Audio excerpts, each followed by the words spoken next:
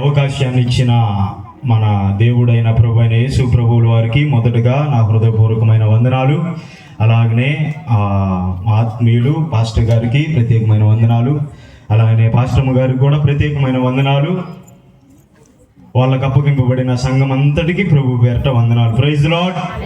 హల్లెలూయా, hallelujah. ఆ మధ్యకాలంలో హల్లెలూయా అంటే అరవకుండా ఉండండి అని చెప్పి ఒక ఆయన సంఘం దగ్గరికి వచ్చి చెప్పాడు. బహుశా మీరు అది పాటిస్తున్నారేమో నాకు తెలిసి. హల్లెలూయా అంటే అరవకుండా సైలెంట్గా ఉంటున్నారు మీరు. హల్లెలూయా అంటే దేవుని స్తుతించుట. దేవుడు మీకు నోరు ఎందుకు ఇచ్చాడనంటే హల్లెలూయా చెప్పడానికి. 2 చేతులు ఎందుకు ఇచ్చాడనంటే ఇలాగ రెండు చేతులు పైకి ఎత్తి దేవునికి స్తోత్రం అని చెప్పడానికి దేవుడు 2 చేతులు ఇచ్చాడు. ఈ 2 చేతులు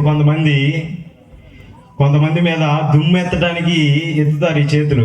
కాదు, మీకు దేవుడు ఇచ్చింది 2 చేతులు. ఎందుకంటే మమ్మల్ని కాపాడినందుకు నీకు వందనాలు ప్రభు అని చెప్పి దేవునికి స్తోత్రం చెప్పడానికి దేవుడు ఈ 2 చేతులు ఇచ్చాడు. కాబట్టి చాలా ప్రాముఖ్యమైన సమయంలోకి వచ్చి ఉన్నాం. ప్రభు అయిన యేసు ప్రభువుల వారు ఇదిగో కూర్చున్న మిమ్మల్ని అందరికీ దేవుడు తెలియజేస్తున్న మాట ఏందో తెలుసా? ఈరోజు మీరంట ఒక ఉన్నతమైన పనిని మీరు ఎన్నుకున్నారంట. ఏంటిది? ఉన్నతమైన పని. ఇది నేను చెప్పే మాట కాదు. యేసు ప్రభువుల వారు ఆయన పరిచర్య చేసే దినాల్లో అంట ఒక ప్రాంతానికి వెళ్ళి ఇట్టాన్ని ప్రార్థన కూటం ఏర్పరిచాడు. ఆయన ఏర్పరిస్తే అక్కడ ఉన్న ప్రజలు ఏం చేస్తూ ఉన్నారంటే ప్రభు వాక్యాన్ని వింటా ఉన్నారు. వాళ్ళలో 3 ప్రాముఖ్యమైన వ్యక్తులు ఉన్నారు. అంటే ఈ భూమి మీద 3 బ్యాచ్లు ఉంటాయి. ఏముంటాయి? 3 బ్యాచ్లు ఉంటాయి. ఒక బ్యాచ్ లాజర్ బ్యాచ్. ఏ బ్యాచ్? లాజర్ బ్యాచ్ అంటే ఈ వ్యక్తి ఇంకా ప్రార్థనలో ఉండడు. యేసు ప్రభు ఎవరో తెలుసు, కానీ ప్రార్థనలో ఉండడు అనమాట. బయట తిరుగుతూ ఉంటాడు. యేసు నిజమైన దేవుడు అని తెలుసు కానీ ప్రార్థనలో ఉండడు. ఇది మొదటి బ్యాచ్. ఇంకో బ్యాచ్ ఏంటనంటే మేము ప్రభు పని చేస్తున్నాం అని చెప్పి వాక్యం దగ్గర కూర్చోకుండా ఇంకొక చాటు ఉంటారు. మళ్ళీ ఆ పని చేస్తా కూడా ఏమని చెబుతారనంటే ఇది ప్రభు పని. ఇంకొక బ్యాచ్ ఉంటారు, నాకు ఏది వద్దు ప్రభు పాదాలే కావాలని చెప్పి మరియలాగా ప్రభు పాదాల దగ్గర కూర్చుండే బ్యాచ్. అందుకే ఆమెతో చెబుతున్న ప్రభు ఏం చెబుతున్నాడో తెలుసా? అమ్మా నీవు ఉత్తమమైన దాన్ని ఎన్నుకున్నావు. ఈరోజు ప్రభు కూడా మీకు తెలియజేస్తున్న మాట ఏందో తెలుసా? ప్రభు పాదాల దగ్గర కూర్చుండే పని ఇంకేదైనా ఉన్నదనంటే అది ఉత్తమమైన పని. కాబట్టి మీరందరూ ధన్యులు. అయితే ఈ వాక్యం వినటానికి కూర్చున్నప్పుడు జరిగే కొన్ని ప్రమాదాలు ఉంటాయి. ఒక గొప్ప దైవజనుడు ఏం చేస్తా ఉన్నాడంటే వాక్యాన్ని ప్రకటిస్తూ ఉంటే ఒక వ్యక్తి ఏం చేశాడనంటే గోడ మీద కూర్చొని ఏం చేశాడనంటే నిద్రపోతా ఉన్నాడు. కూర్చోవటం ఒక ధన్యత అయితే కూర్చున్నప్పుడు స్థిరంగా వినటం ఇంకొక ధన్యత. కొంతమంది బ్యాచ్ ఏం చేస్తారని అంటే నిద్రతో సిగ్నల్ ఇస్తారు పాస్టర్కి. ఏమని? ఇంకా ఆపేయి, ఏం చెయ్యి, ఇంకా ఆపేయి. ఇంకొంతమంది అయితే పెద్దవాళ్ళు అయితే ఏం చేస్తారని అంటే 2 కాళ్ళు చాపి ఇంకా ఆపేయనని చెప్పి సిగ్నల్ ఇస్తారు. కాబట్టి చాలా ప్రాముఖ్యమైన సమయంలోకి వచ్చి ఉన్నాం. వృద్ధులైనా లేకపోతే ఇంకెవరైనా కానీ దేవుని వాక్యాన్ని వినటానికి ప్రయత్నం చేయాలి. ఈ భూమి మీద మనం ఉంది ఎందుకని అంటే ఆయన మాటలు వినటానికి, ఆ మాటల ప్రకారం జీవించటానికి. ప్రసంగి భక్తుడు చెప్తాడు ఈ మాట. మానవుడికి భూమి మీద ఇంకేదైనా ఉన్నదని అంటే దేవుని మాటలు వినటం, ఆ ప్రకారంగా జీవించటం. కాబట్టి చాలా ప్రాముఖ్యమైన సమయంలోకి వచ్చి ఉన్నాను. ప్రభు మనందరితో మాట్లాడతాడు. ఎందుకనంటే ఆయన మాట్లాడే దేవుడు. హల్లెలూయా, హల్లెలూయా. మీరు రిప్లై ఇస్తేనే ఇక్కడ నుండి సప్లై వచ్చింది. ఏమొచ్చింది? మీరు మౌనంగా ఉన్నారనుకో నేను మౌనిని అయిపోతాను. కాబట్టి నేను మీకు సప్లై చేయాలి, దేవుని వాక్యం సప్లై చేయాలంటే మీరందరూ కలిసి నాకు రిప్లై ఇవ్వాలి. ఏమి ఇవ్వాలి? హల్లెలూయా, హల్లెలూయా. కాబట్టి నాకు ఇచ్చిన సమయంలో నేను త్వరగా ప్రభు మాటలు ముగించడానికి ప్రయత్నం చేస్తాను. ఎందుకనంటే ముగింపు అనేది చెవులకి చాలా వింపుగా ఉండిద్ది. ఏంటిది?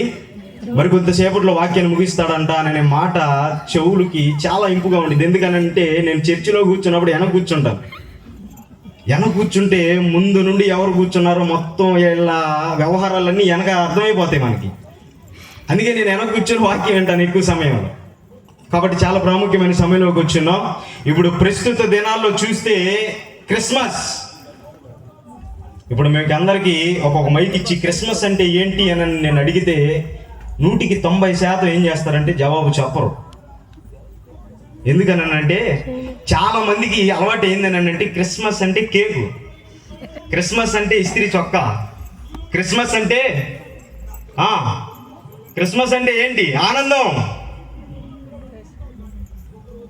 క్రిస్మస్ అంటే ఆ రోజే ఇల్లు మొత్తం ఏం చేస్తాం? శుభ్రం చేస్తాం.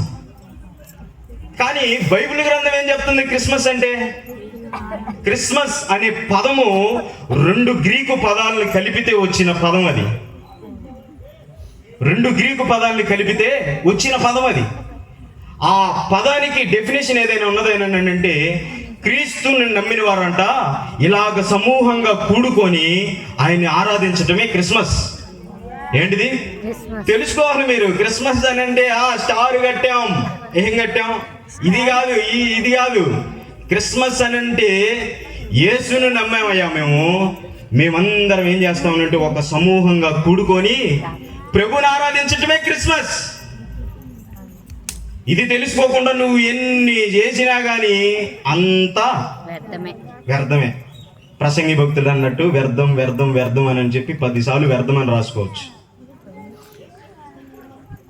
అందుకే ఈ అంత్య దినాల్లో, చివరి దినాల్లో, అపాయకరమైన దినాల్లో ఉన్నారు. మనం అందరం ఏ దినాల్లో ఉన్నాం? మీకు ఒక విషయం తెలుసా? యేసు ప్రభు రాబోతున్నాడు. ఏమవుతున్నాడు? యేసు ప్రభు రాబోతున్నాడు. యేసు ప్రభు పుట్టాడు అన్నది ఎంత వాస్తవమో, యేసు ప్రభు మరణించాడు అన్నది కూడా అంతే వాస్తవం. యేసు ప్రభు మరణించాడు అన్నది ఎంత వాస్తవమో, ఆయన పునరుద్ధానుడై తిరిగి లేచాడు అన్నది కూడా అంతే వాస్తవం. పునరుద్ధానుడై తిరిగి లేచిన యేసయ్య పరలోకానికి వెళ్ళి మళ్ళీ రాబోతున్నాడు అన్నది కూడా అంతే వాస్తవం. నీవు ఇప్పుడు ఆయన పుట్టాడని అక్కడే ఆగిపోయావు అనుకో, నువ్వు ఇంకా క్రైస్తవంలో పాలు తాగుతున్నావు అని అర్థం. ఏంది? యేసు ప్రభుని నమ్ముకొని మనం అందరం ఎలాగవ్వాలని అంటే ఒక యుద్ధము చేసేవారిగా మారాలని చెప్పి దేవుని వాక్యం తెలియజేస్తా ఉంది. అపవాదితో యుద్ధం, మనుషులతో కాదు, అపవాదితో యుద్ధం చేసేవారిగా మనం భక్తిలో ఎదగాలి. ఇప్పుడున్న క్రైస్తవం చాలా ఒకటికి ఎలాగైపోతుందని అంటే, ఇంకా యేసు ప్రభు పుట్టాడు, యేసు ప్రభుని ఇంకా చిన్న పిల్లల్లాగా చూస్తున్నారు మీరు. ఈ రాత్రి కాలం వల్ల ప్రభు మాట్లాడుతుంది ఏందో తెలుసా? ప్రభు నా హృదయంలో పెట్టిన మాటలు ఏందో తెలుసా? వెనకెనాలమ్మా, యేసు ప్రభు చిన్నపిల్లోడు కాదు, వెనకెనాలి జాగ్రత్తగా. మీరు ఇంకా క్రిస్మస్ అంటే యేసు ప్రభు చిన్న పిల్లోడు అనుకుంటున్నారు. బహు జాగ్రత్తగా ఉండాలి మీరు. యేసు ప్రభు తెలియజేస్తున్న మాట ఏందో తెలుసా? ఈ రాత్రి కాలం వేళ నేను పుట్టడం ఎంత వాస్తవమో, నేను మీ అందరి కోసం మరణించానన్నది కూడా అంతే వాస్తవం అని చెప్పి దేవుడు తెలియజేస్తున్నాడు. మత్తయి సువార్తలో ఒకసారి మీరు చిన్న లేఖన భాగాన్ని నేను చదివి ముందుకు వెళ్తాను, ఒకసారి చూడండి. మత్తయి సువార్త బైబిల్ గ్రంథాలు ఉన్నోళ్ళందరూ ప్రతి ఒక్కళ్ళు తీసి చదవాలని ప్రభు పేరిట మనవి చేస్తున్నాను. మత్తయి సువార్త 1వ అధ్యాయం 21వ వచనాన్ని ఒకసారి చదవగలిగిన వాళ్ళు చదవండి. ఆమె యొక్క కుమారుని కనును తన ప్రజలను వారి పాపముల నుండి ఆయనే రక్షించును గనుక ఆయనకు యేసు అనే పేరు పెట్టుదవనెను. Praise the lord. మత్తయి సువార్త 1వ అధ్యాయంలోనే దేవుడు తెలియజేసిన మాట ఏందో తెలుసా? ఆ ఒక్క వచనంలోనే మానవుడి యొక్క దేవుడు చేయబోయే ఒక ప్రక్రియని ఆ ఒక్క వచనంలోనే దేవుడు రాసించాడు. ఆ ఒక్క వచనం మన జీవితం అంతటికి చాలు తెలుసా? యేసు ప్రభు ఎందుకు వచ్చాడు అని అంటే ఆ ఒక్క వచనం చాలు మనందరికీ. చాలా మందికి యేసు ప్రభు అంటే ఎందుకు పుట్టాడంటే పుట్టాడనే దగ్గర ఆగిపోతున్నారు. కానీ యేసు ప్రభు ఎందుకు పుట్టాడని అంటే తన ప్రజలను వారి పాపముల నుండి రక్షించటానికి యేసు ప్రభులు వారి భూమి మీద పుట్టారు.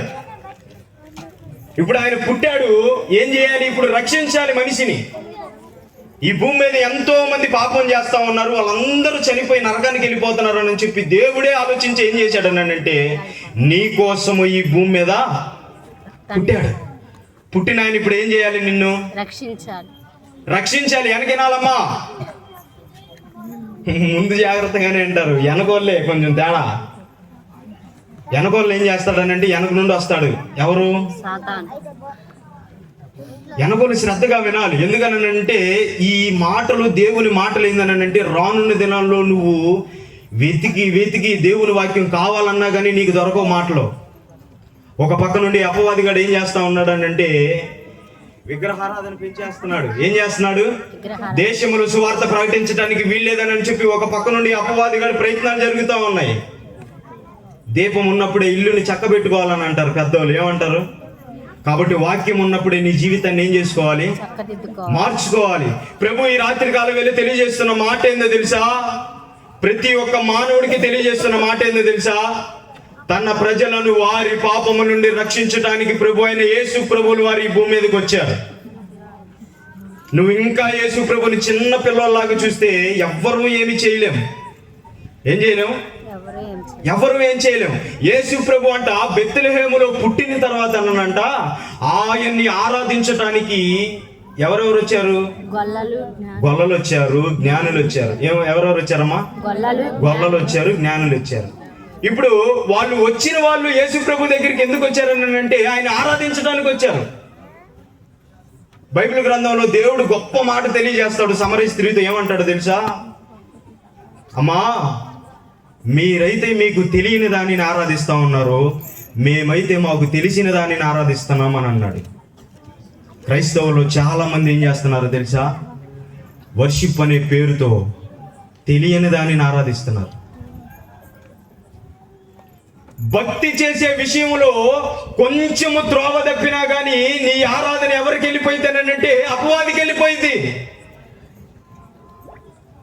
కొంచెం తేడా జరిగిన చాలు, బైబిల్ వాక్యానుసారంగా లేకపోతే లేఖనాలు చెప్తున్న ప్రకారంగా కొంచెం ట్రాక్ తప్పిందనుకో, నువ్వు చేసే ఆరాధన ఎవరికి వెళ్ళిపోయింది తెలుసా? అపవాది గాడికి వెళ్ళిపోయింది. క్రిస్మస్ అనే పేరుతో మనం అందరం ఏం చేస్తున్నాం అంటే క్రీస్తును ఆరాధించడానికి ఒక సమూహంగా మనం కూడుకున్నప్పుడు ఆరాధించే క్రమంలో ఏ ఫాల్ట్ వచ్చినా కానీ నీ ఆరాధన ఎవరికి వెళ్ళిపోయింది అని అంటే అపవాదికి వెళ్ళిపోయింది.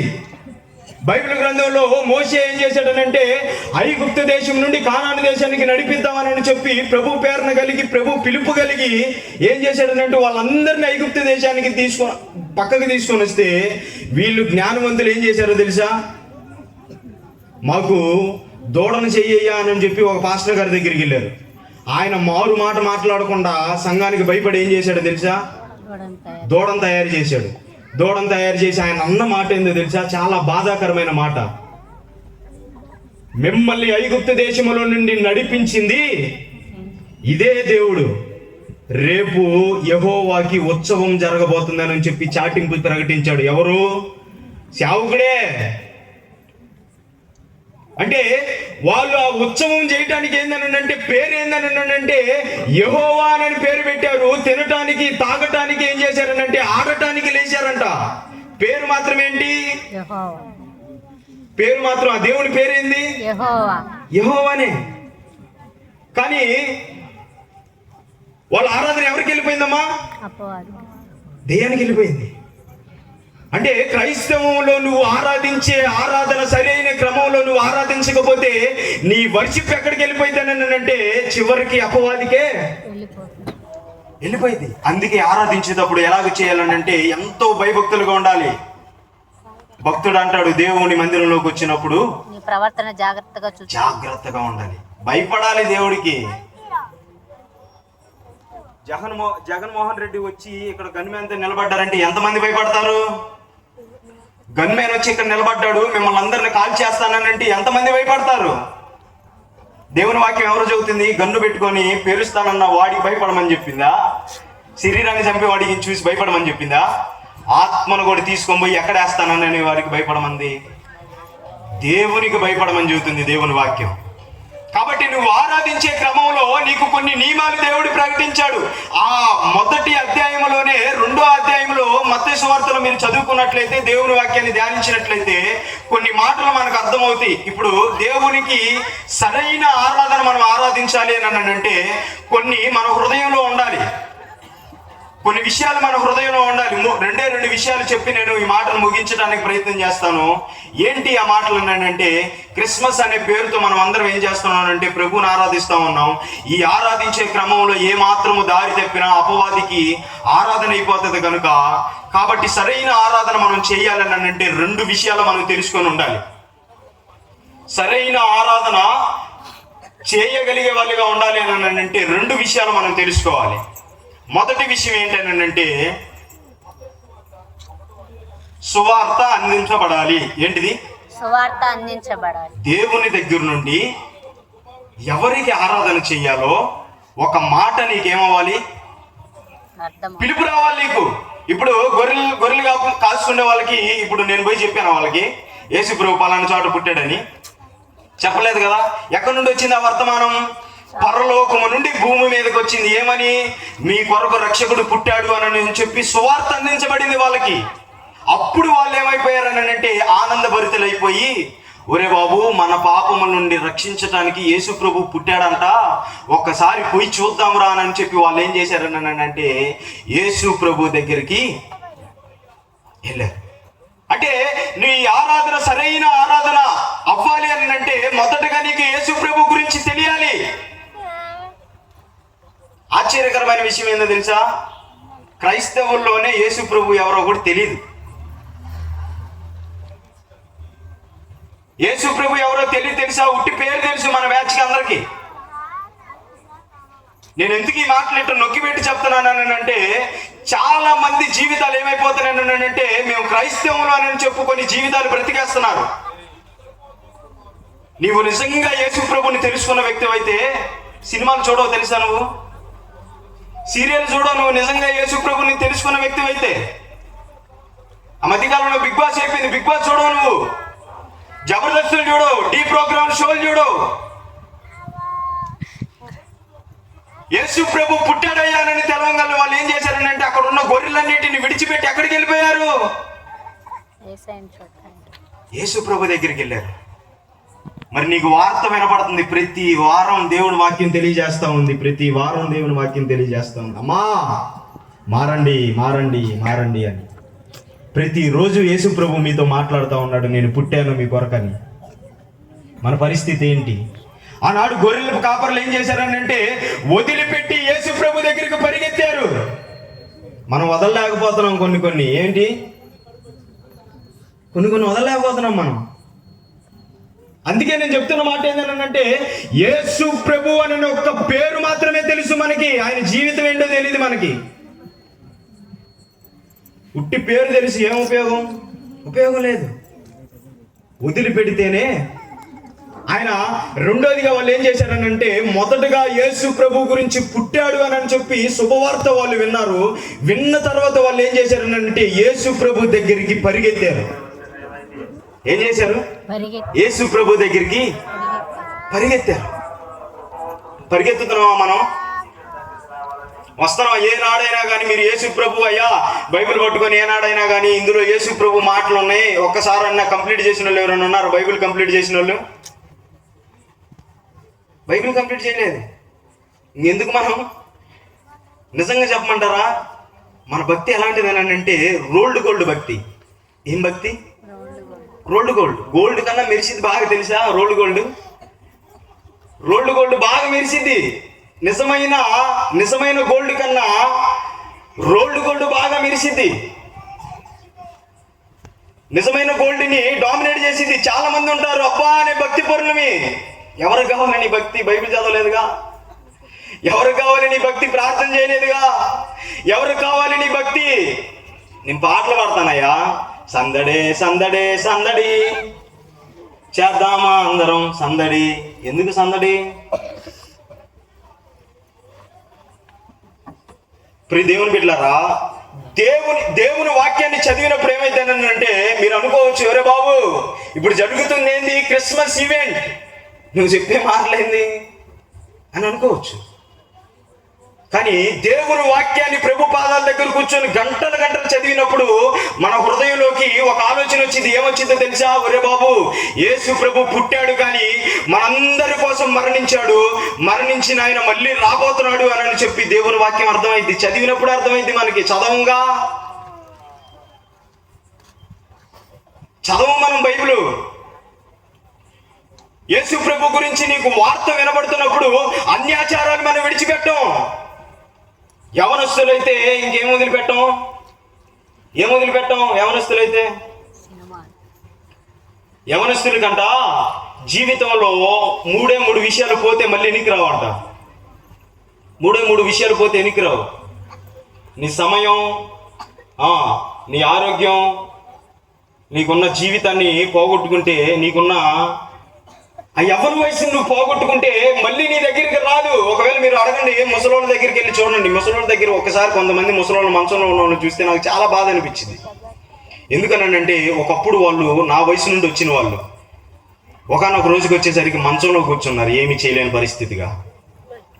నీ సమయం అయిపోకముందే నువ్వేం చేయాలని అంటే ప్రభువుని ఆరాధించడం ఈ భూమి మీద నువ్వు నేర్చుకోవాలి. ప్రభువుని ఆరాధించడం అని అంటే ఇంక ఏదేదో నేర్పిస్తా ఉన్నాడు సంఘానికి అపవాది. కానీ బైబిల్ నేర్పించే మాటలు ఎవరు వింటలేదు. ప్రియ యవనస్తుడా, ప్రతి ఒక్క యవనస్తుడితో దేవుడు మాట్లాడుతున్న మాట ఏందో తెలుసా? నీ యవ్వన జీవితాన్ని దేవునికి అప్పగించుకోవాలి. ఇక్కడున్న ప్రతి ఒక్కళ్ళ ఫోన్లకి ఫోన్ చేస్తే ప్రతి ఒక్కళ్ళ రింగ్ టోన్ ఏముండిద్దో తెలుసా? సినిమా పాటలు ఉంటాయి. మనం ఎక్కడ కూర్చున్నాం? మళ్ళీ యేసు ప్రభు పాదాల దగ్గర కూర్చున్నాం. మీ అందరి ఫోన్లకి నా ఫోన్ నుండి ఫోన్ చేస్తే ప్రతి ఒక్కరికి ఉండేది ఏంటో తెలుసా? Cinema ring tone. చివరి దినాల్లో, అంత్య దినాల్లో, అపాయకరమైన దినాల్లో ప్రభు మేఘారుడై మళ్ళీ ఇదిగో ఆ మధ్యాకాశంలోనికి వచ్చే దినాల్లో మనం ఉన్నాం. భయపడాలి. పోయిన సంవత్సరం చేసాంగా సంతోషంగానే క్రిస్మస్. ఈ సంవత్సరంలో ఏమైనా మార్పు వచ్చిందా నీకు? ఇంతకుముందు చేసావుగా క్రిస్మస్. 10 సంవత్సరాల నుండి ఉన్నాం. మేము 10 సంవత్సరాల నుండి చేస్తున్నాం అండి భక్తి అనే వాళ్ళు ఉన్నారు. ఇప్పుడు మారిందని హృదయం అని అడుగుతున్నాను.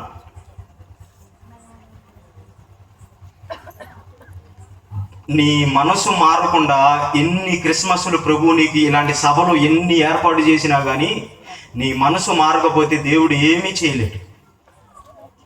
ఈరోజు ప్రభు పాదాల దగ్గర కూర్చొని, ప్రభువా ఇదిగో కొంతమంది నీ మాటలు వినటానికి వచ్చారయ్యా, వాళ్ళకి నేను ఏం చెప్పాలి ప్రభు అని చెప్పి ప్రభు పాదాల దగ్గర కూర్చుంటే, ఇదిగో నేను త్వరగా రాబోతున్నాను, వాళ్ళ కోసం నేను మరణించానని చెప్పమన్నాడు దేవుడు.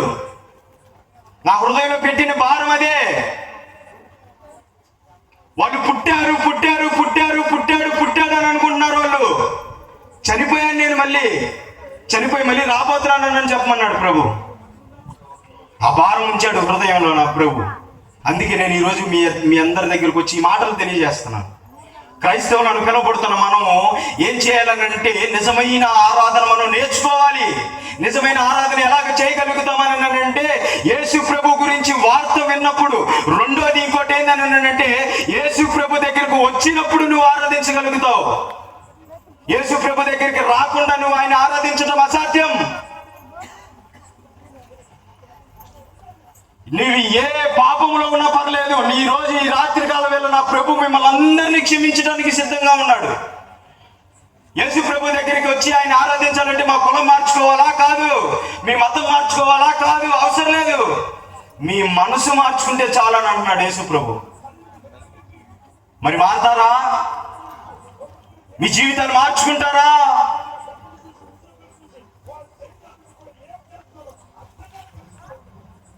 ఎంతో వీధికి దేవుడు ఏం చేస్తా ఉన్నాడు అంటే తన కూటాలు ఏర్పరుస్తూ ఉన్నాడు. మారట్లా. దేవుని వాక్యం తెలియజేస్తున్న సత్యం ఏదో తెలుసా? మహా అయితే నువ్వు ఈ భూమి మీద ఒక 60-70 సంవత్సరాలు బ్రతుకుతావు. తర్వాత ఏం చేస్తావు? ఎక్కడికి వెళ్ళిపోతావు? నరకం అనేది ఉన్నది. మీకు తెలుసా? నరకం ఉంది. శుభవాన క్రిస్మస్ జరుపుకుంటుంటే ఈ నరకం గురించి మాట్లాడుతున్నారు ఏందని చెప్పి అనుకోవచ్చు చాలా మంది. ఇది వాస్తవం తల్లి. ఈ మాటలు నేను చెప్పే మాటలు అబద్ధమైతే ఇంకెన్నడూ బైబిల్ పట్టుకోను నేను.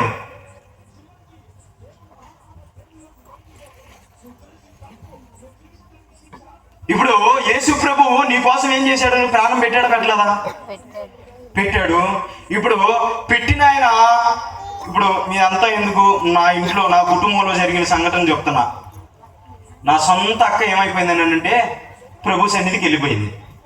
ప్రభు సన్నిధికి వెళ్ళిపోతే ఇప్పుడు ఆ అమ్మాయి డిసెంబర్ 12 పుట్టింది. ఏం పుట్టింది? డిసెంబర్ 12. జూన్లోనో జూలైలోనో మరణించింది. ఇప్పుడు నేను మా అక్క పుట్టినరోజు వచ్చింది. ఇప్పుడు నేను పుట్టినరోజు జరుపుకుంటానా లేకపోతే ఆ అమ్మాయి జ్ఞాపకార్థ కూడికని జరుపుకుంటానా? జ్ఞాపకార్థ కూడుకుంది. ఇప్పుడు బ్రతికుంటే పుట్టినరోజు జరుపుకోవచ్చు, చనిపోయింది. ఇప్పుడు నేను మళ్ళీ పుట్టినరోజు చేశానని అనుకో, రే ఇది ఎవడరా పిచ్చోడు అని అనుకుంటారు అనుకోరా? అనుకుంటారు. యేసు ప్రభువుని మనం ఏం చేయాలి? యేసు ప్రభువుని ఏం చేయాలి? ఆయన మన కోసం మరణించాడు అని చెప్పి ఆ మరణ వార్త మన చెవులకు వినబడినప్పుడు సంతోషం వచ్చిద్దా, దుఃఖం వచ్చిద్దా? నువ్వు నిజంగా పాపివైతే, నువ్వు నిజంగా పాపినని నువ్వు ఒప్పుకోగలిగితే, యేసు ప్రభు నా కోసం మరణించాడయ్యా, నేను పవిత్రంగా బ్రతకాలయ్యా, పవిత్రమైన జీవితాన్ని జీవించాలయ్యా, ఏదో ఒక రోజు నేను చనిపోతాను, చనిపోయిన తర్వాత పరలోక రాజ్యానికి వెళ్ళాలయ్యా అని నేను చెప్పి రోషంగా బ్రతుకుతావా? బ్రతకవా? ఇప్పుడు యేసు ప్రభు గురించి మరణ వార్తే మనకి తెలియట్లా. యేసు ప్రభు పుట్టు గురించి తెలుస్తుంది కానీ మరణ వార్త మనకి తెలియట్లా.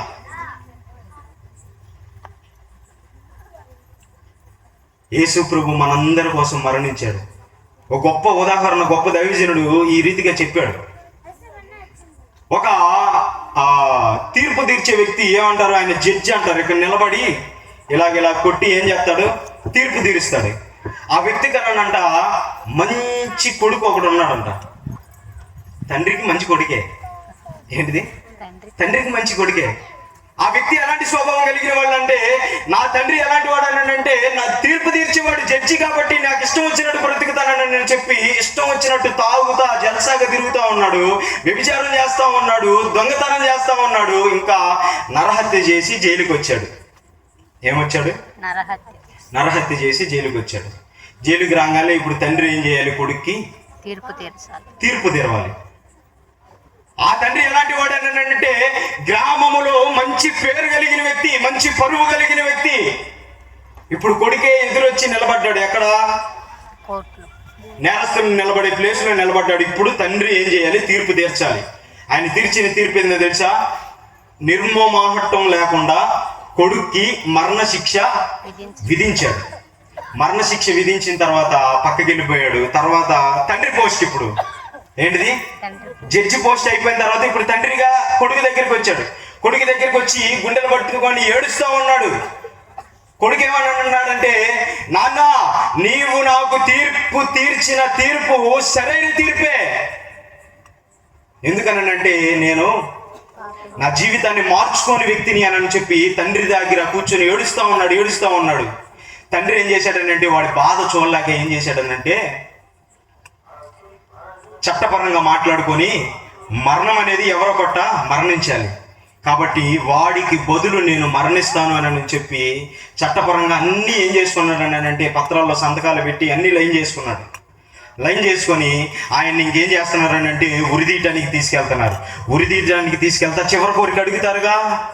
చివరి కోరిక అడుగుతా ఏమన్నారు తెలుసా? అయ్యా నీ చివరి కోరిక ఏందని అంటే, నా కొడుకుతో నేను మాట్లాడాలయ్యా ఒక 5 నిమిషాలని చెప్పి కొడుకుని తీసుకొని వచ్చారు. కొడుకుతో తండ్రి మాట్లాడుతున్న మాట ఏందో తెలుసా? నా కుమారుడా, ఇదిగో నీవు చేసిన తప్పులను బట్టి నేను మరణిస్తున్నాను. నువ్వు బ్రతుకుతావు, బాధ లేదు. ఒకవేళ నేను చనిపోయిన తర్వాత మళ్ళీ నువ్వు అదే జీవితాన్ని జీవిస్తే ఇంకొక తండ్రి లేడురా నీకోసం మరణించడానికి అని చెప్పి గుండెలు పట్టుకొని ఏడ్చాడు. అలాగనే యేసు ప్రభు కూడా ఏం చేశాడు అంటే, నీ కోసం నా కోసం మనందరి కోసం మరణించాడు. బాప్తీసం తీసుకొని కూడా ఇంకా పాపంలో బతికే వాళ్ళు ఉన్నారు. బాప్తీసం తీసుకొని కూడా ఇంకా సినిమాలు చూసే వాళ్ళు ఉన్నారు. ఇన్ని పాపపు జీవితాలు జీవిస్తా ఉన్నానంటే క్రిస్మస్ అనే పేరుతో నువ్వు ఎలాగ ఆరాధించగలుగుతావు యేసు ప్రభుని? పాపములో జీవిస్తూ నువ్వు క్రిస్మస్ అనే పేరుతో ఇక్కడ వచ్చి చేతులెత్తి ఓ ప్రభు అని ఆరాధన చేస్తే నీ ఆరాధన ఎవరికి వెళ్ళితే తెలుసా? అపవాదికి వెళ్ళిపోయింది.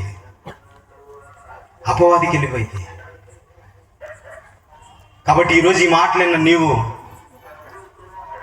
నీ ఆరాధన సరిగ్గా ఉండాలనంటే మొదటగా నువ్వేం చేయాలి? దేవుని మాటలు ప్రతి ఆదివారం ఏం చేయాలి?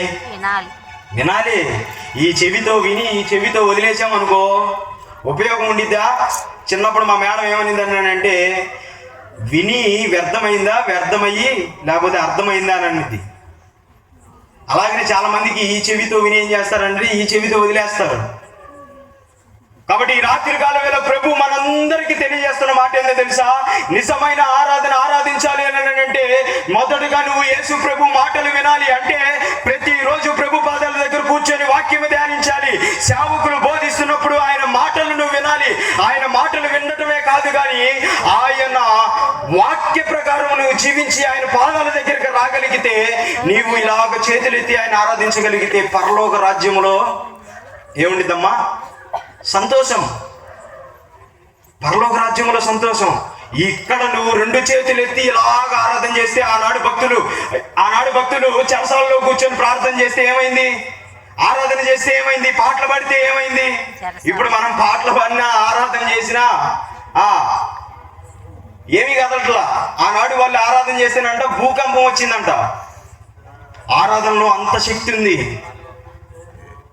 మన ఆరాధనలన్నీ డూప్లికేట్ ఆరాధనలు అయిపోతున్నాయి. ఏదో పాట పాడాలి కాబట్టి ఏదో టీజీగా పాడేస్తున్నాం. నిజంగా ఆరాధన చేస్తే, నిజంగా నువ్వు ప్రభు పాదాలకు అప్పగించుకోగలిగితే బలమైన అభిషేకంతో దేవుడు ఏం చేస్తాడంటే తాగుతాడు. ఏం చేస్తాడమ్మా? బలమైన అభిషేకంతో ప్రభు తాగుతాడు. ఎందుకనంటే గడిచిన దినాల్లో నేను ప్రభు పాదాల దగ్గర కూర్చొని ఇలాగ చేతులెత్తి ప్రార్థన చేస్తా ఉన్నానంటే భయంకరంగా ప్రభు ఏం చేశాడనంటే ఆయన వెలుగు చేత నన్ను కమ్మాడు. అప్పగించుకోవాలి ప్రభుకి. ఆరాధన అంటే ఏదో సింపుల్ గా తీసేయకూడదు తల్లి. ఈ కఠిన మాటలని ఆనాడు శిష్యులు ఏం చేశారనంటే వెళ్ళిపోయారంట పక్కకి. అలాగే వెళ్ళకూడదు. మనం కఠిన మాటలు విన్నప్పుడు మనం ఏం చేయగలుగుతామనంటే దేవునిలో పుటం వేయబడి అగ్ని శ్రమలు వచ్చినా కానీ ప్రభు పాదాలు పట్టుకొని నిలబడగలిగినప్పుడే మనం నిజమైన ఆరాధన చేయగలుగుతాం. ఏం చేయగలుగుతాం? హల్లెలూయా. హల్లెలూయా. ఈ మాటలు ముగిస్తున్నాను కాబట్టి చివరిలో ప్రభు తెలియజేస్తున్న మాట, ఈ రాత్రి కాల వేళ నన్ను ప్రేరేపించి ప్రభు తెలియజేస్తున్న మాటలు ఏంటో తెలుసా? నేను పుట్టాను, పుట్టిన ఆయన్ని మరణించాను, మరణించి తిరిగి లేచాను, లేచిన నేను మళ్ళీ రాబోతున్నాను.